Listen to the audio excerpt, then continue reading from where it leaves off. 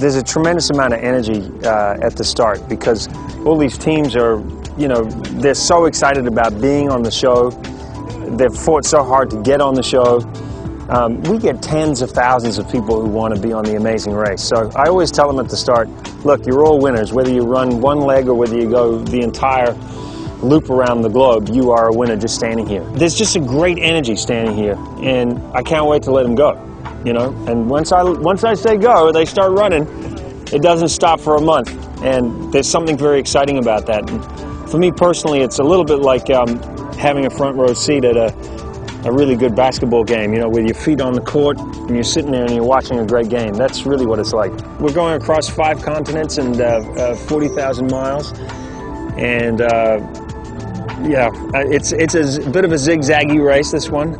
If you just go around the equator, it's about 23,000 miles. The fact that this is 40 means we're doing a bit of zigzagging along the way. But always exciting, you know. Anytime you're looking at a lineup of people where you've got cowboys standing next to very attractive women, standing next to a father-daughter or a grandmother-granddaughter, you know you've got some interesting mix. And that's the great thing about Amazing Race. I think that out of all the reality shows, we tend to have probably the most diverse cast. These people are not, you know, picked because they're great singers or they're great dancers or they have some crazy talent, even though some of them do have some crazy talents.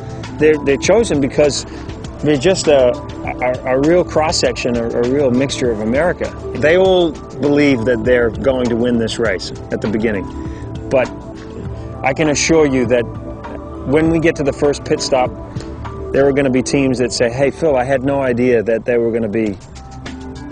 They're going to say to me, as all the teams do every time they start on race, I had no idea how hard it was. It's always harder than people think.